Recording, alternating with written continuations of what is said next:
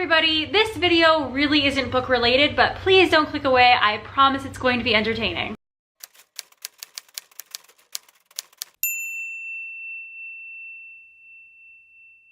So what this video is going to be is it's basically going to be a travel recap of my trip to Charleston, South Carolina, and then all the way up the East Coast to New York. So how this trip worked was my mom and I flew from Phoenix to New Jersey all on one day, and then from New Jersey we got a rental car and then we drove to Philadelphia and spent one night in Philadelphia. We drove past the Liberty Bell the following morning after we'd had a full night's sleep, and we had planned to get out and look at it, but alas, Comic-Con apparently was also that day, or some kind of convention, because the entire district surrounding the Liberty Bell was completely surrounded by people in Pokemon costumes.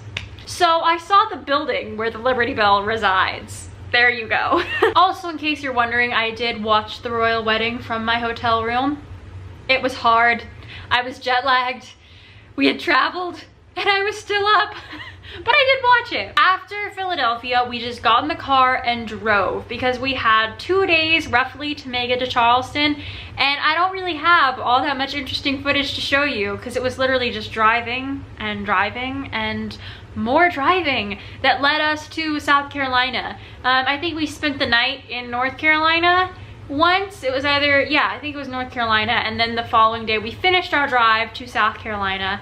And when we arrived in South Carolina, we got to go to the Boone Hall Plantation, which was so gorgeous. It was a dream come true. I've seen so many movies and films that were filmed there, so not only was that cool for me to just be like, oh look, that's where so-and-so did this, and that's where that famous person did that. Like, that was entertaining, but it was also so rich in history. And as a history nut myself, I enjoyed taking the plantation tour and learning about what kinds of things they did there, how long that plantation has been there. It is one of the oldest working plantations in the United States that still continues to produce a crop or a product or something to this day. And it's really incredible how that plantation went from family to family to family through the United States history. And that was just incredible to me. I really enjoy learning about that. And, you know, maybe one day I'll write a book about the Civil War and that will be my inspiration. You never know. Isn't that why writers should travel, so that we can experience things and then write about them? After the plantation tour, my feet were really sore, but we went on a harbor tour and we just got to sit on a boat, and then they led us around the harbor of South Carolina. We got to see, you know, the forts and the different like scapes. It's actually really interesting. There are no high-rise buildings in Charleston, South Carolina, and that's like to preserve kind of the natural landscaping and the historic landscaping that is there, so you could really just get a good view and be like, wow, this isn't too far removed from what it might have been like 100 or so years ago. The rest of the time that I was in Charleston, I just got to walk around. My mom was at a conference during the Charleston trip, so I got to just walk around and explore the city, make a lot of trips to Starbucks, and bring my books with me so I could read them and, you know, take hipster pictures. But it was so much fun. I just enjoyed seeing all the different buildings. There was such a different kind of variety of buildings. I got to go to a lot of restaurants and try a lot of different foods. I did a lot of reading. I also read my friend Audrey's book, which she sent me because she's getting feedback for that right now. And I'm still, oh my gosh, she's an amazing writer. I can't wait for her book to just be released into the world once it's all finished and great, because it was so good. I really just loved it. On our last full day in Charleston, we did a carriage tour of the, you know, kind of historic district, and we saw so many amazing homes and amazing houses and mansions that, again, were so rich in history. I'm sorry you didn't get to come. I'm sorry. I'm sorry you didn't get to come. You're cute. Oh no, no, no, don't go in there. And those homes were just gorgeous. We saw the pineapple fountain. Again, I just loved it. We did some shopping. We got really cute ice cream cones at this really cute, adorable ice cream place. It was totally Instagrammable. The following day, we had to leave Charleston and move on. So what we did was, on our way out, since our hotel was really close by, we drove down Rainbow Road. We saw all the cool, colorful houses, like they're so colorful, they're so pretty. And then we just made our way back up north. So because the plan was to do several days in Charleston, then drive up the East Coast, stop and hit some places on the way, and then go to New York, which would be our final destination. We spent one night in Williamsburg, Virginia, which I've been there before and I just love it. Unfortunately, we weren't there during like the peak tourist time, so I didn't get to go around and do all of the fun Williamsburg, Virginia things and walk around the Colonial Village. I did walk around the Colonial area, but it was pretty much shut down. It was kind of like a ghost town, but prettier. And I just will always love Williamsburg, Virginia, and just the whole East Coast in general. There's so much history there, and again, I'm a history nerd. I love learning about history. After we stayed in Williamsburg, Virginia for one night, we completed our tour of the East Coast by driving up to Washington, D.C.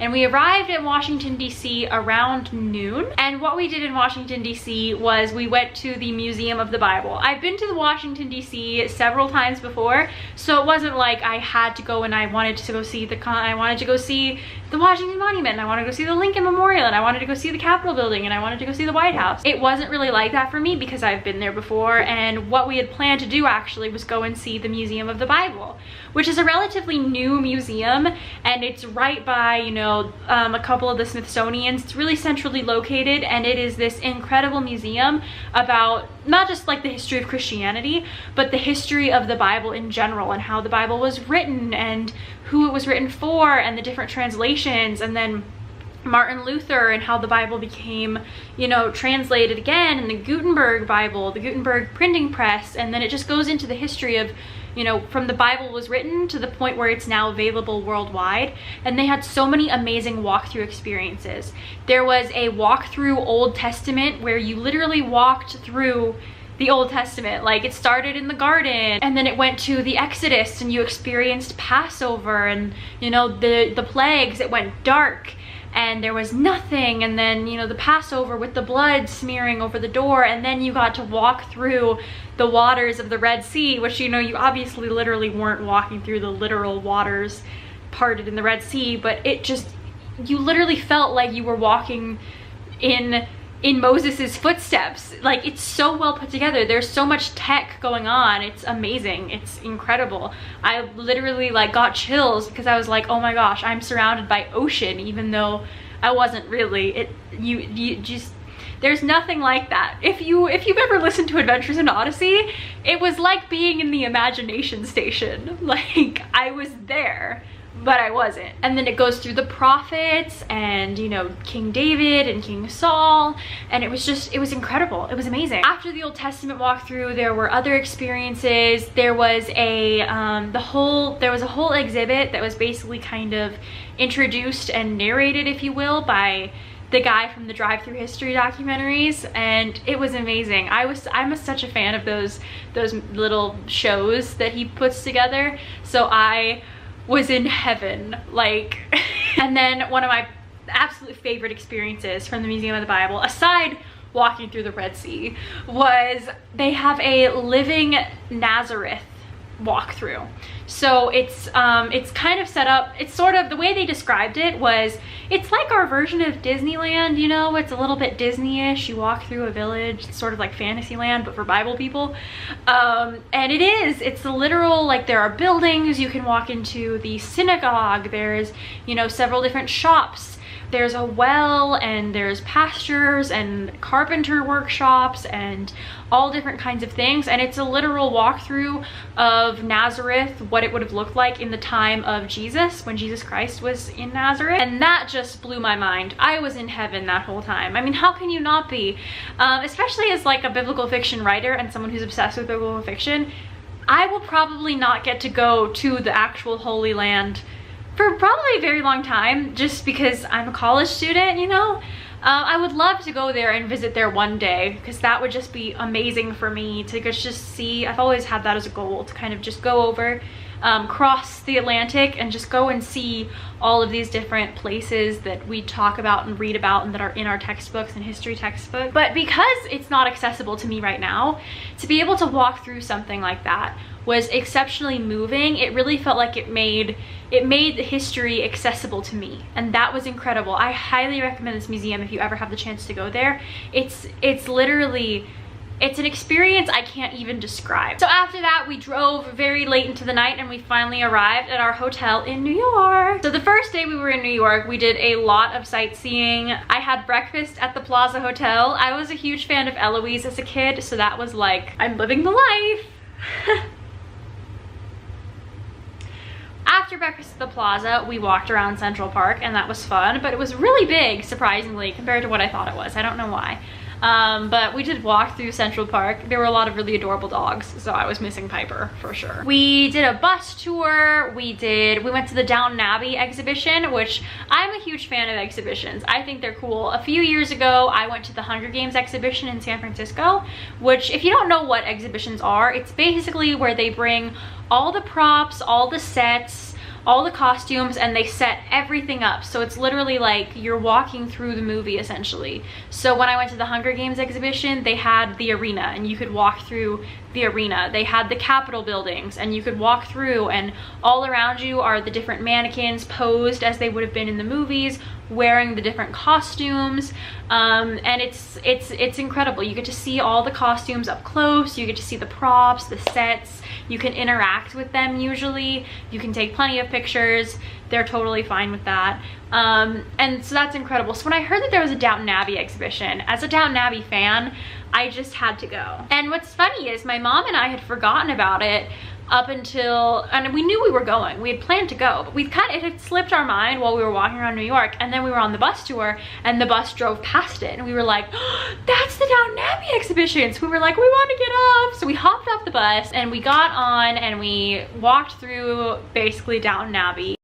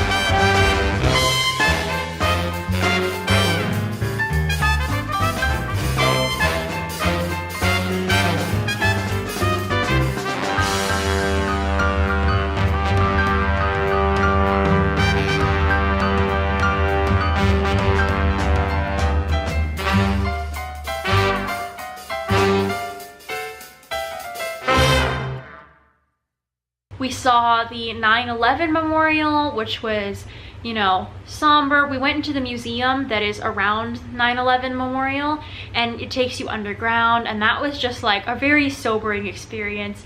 I was a really little baby at the time when 9/11 happened. A lot of my friends who are a little bit older than me have some memories of it, but I really don't. And, you know, my parents didn't really talk about it with me because I couldn't really cognitively understand anyways, and I was a kid, so it wasn't like, oh, we need to tell Jenna that this happened. But I do know several people that were affected by it.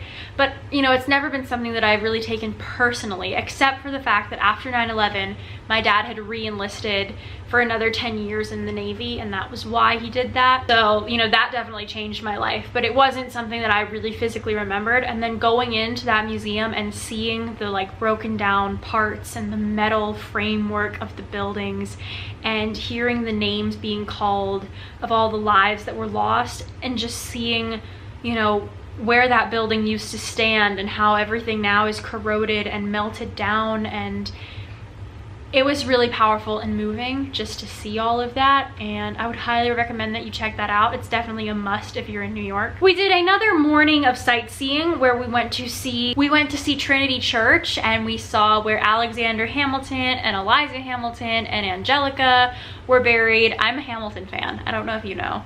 I really liked Hamilton, the musical. I've never seen it, but I pretend that I have.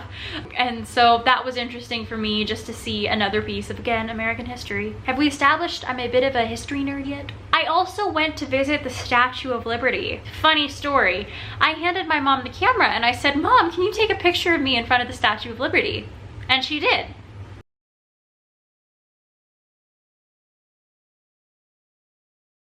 In the picture, you can't see the Statue of Liberty because I'm standing in front of it. Thank you, Mom. So now whenever people ask me, "Oh, do you have pictures with the Statue of Liberty?" I'll be like, "Yeah, it's behind me in the picture, but it's there."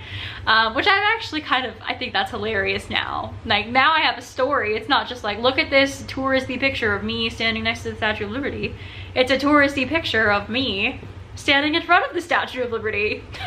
After that, we went to see Anastasia on Broadway. I loved the Anastasia musical with Dimitri and Vlad, and you know, the cartoon movie as a kid was just my absolute favorite. I have the music box. I've always been a fan.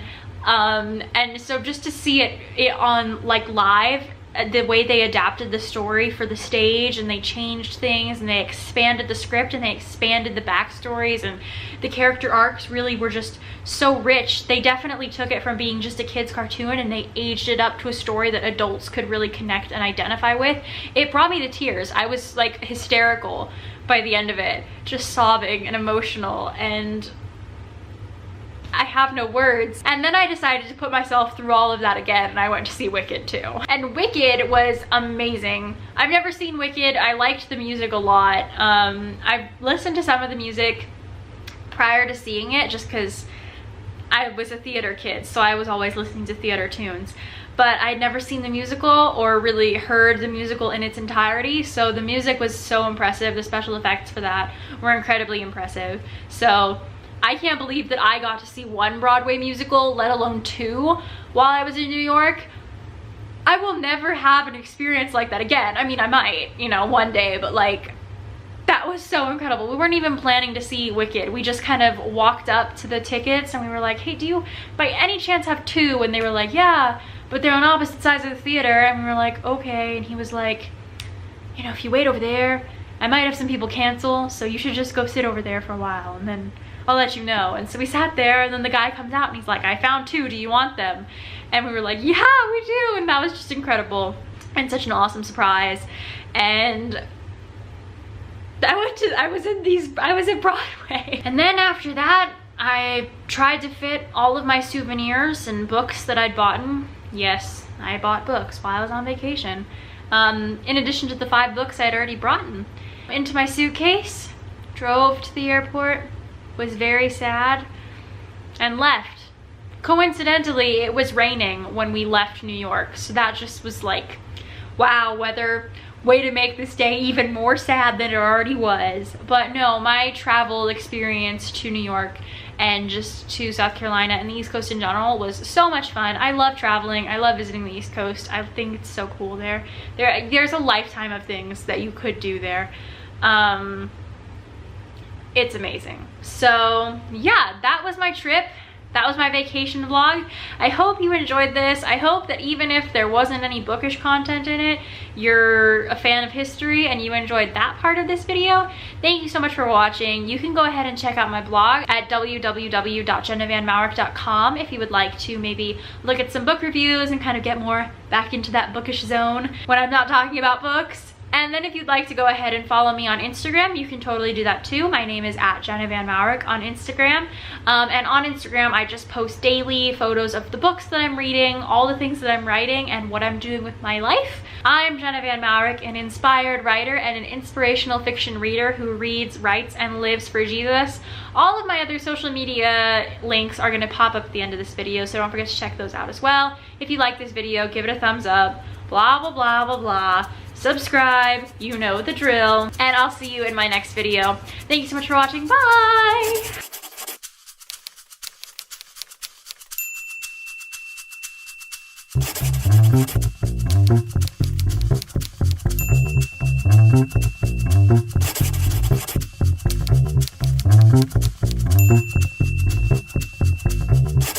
Thank you.